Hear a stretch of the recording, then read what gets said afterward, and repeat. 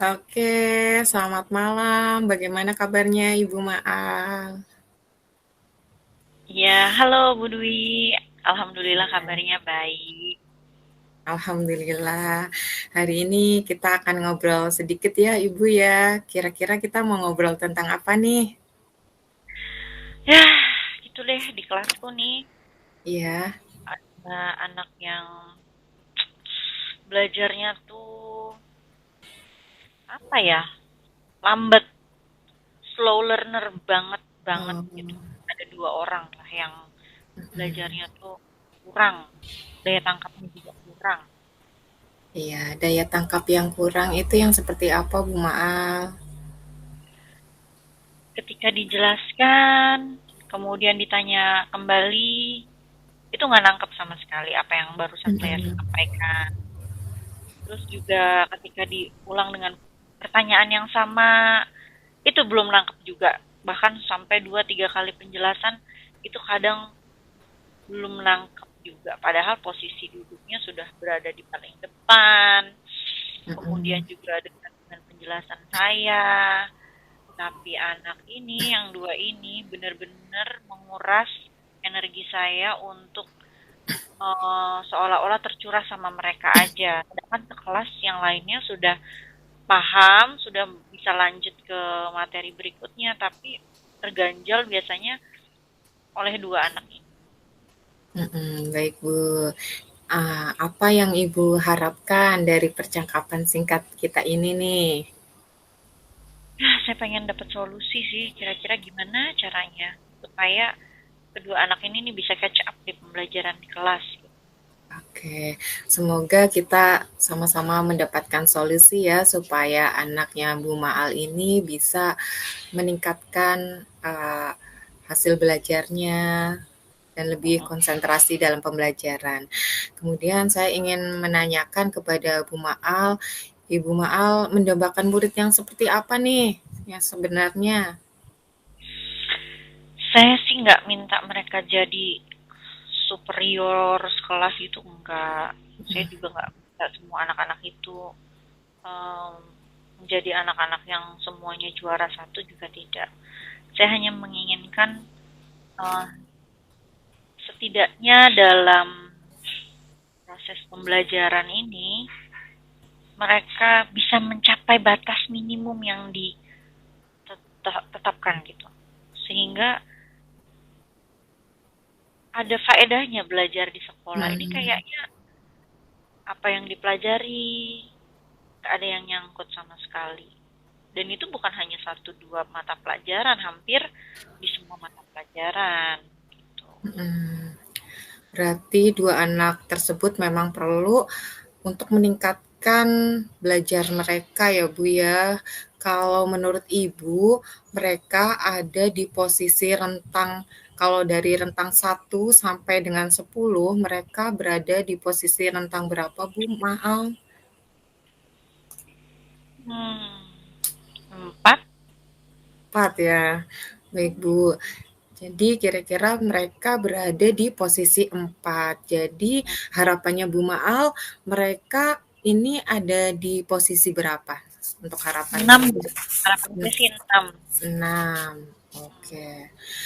Terus apakah untuk upaya sendiri untuk meminimalisir anak yang lambat dalam belajar itu seperti apa dari Ibu Maal kira-kira?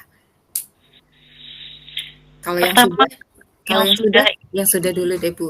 yang sudah ya, yang sudah saya lakukan. Mhm, Pertama, saya meminta kepada orang tua anak ini mhm, untuk melakukan tes ke psikolog ya. Jadi iya, saya ingin mendapatkan laporan secara baik gitu dari ahlinya. Apakah memang ada hal-hal yang saya tidak ketahui terkait masalah psikologis anak. Dan memang dari hasil pertemuan dengan psikolog itu disampaikanlah bahwa anak ini memang dinyatakan slow learner. mmm, Ya. Untuk belajar klasikal yang dalam jumlah kelas besar itu pasti akan membutuhkan effort yang lebih. sehingga memang dibutuhkan waktu yang ekstra maupun pendekatan secara personal untuk anak baru dia bisa memahami. Itu yang sudah saya lakukan, Hmm, berkoordinasi dengan orang tuanya dan juga meminta bantuan psikolog ya. baik, berarti kedua anak tersebut sudah mendapatkan asesmen dari dokter tumbuh kembang ya Bu ya. Kalau dari psikolog anak langsung. Psikolog.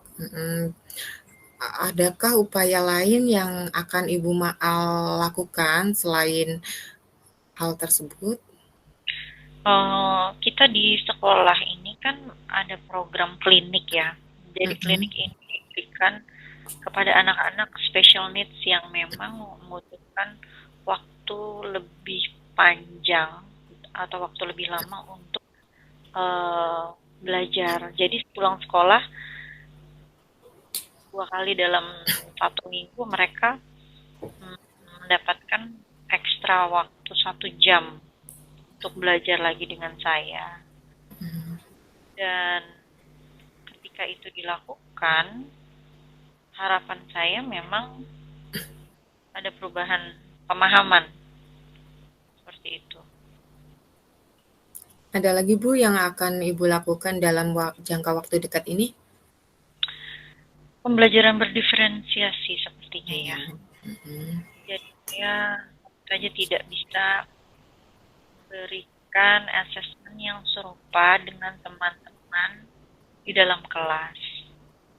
Karena pasti akan membuat mereka merasa terbebani dan juga merasa berat jika diberikan asesmen yang sama dengan teman-teman kita.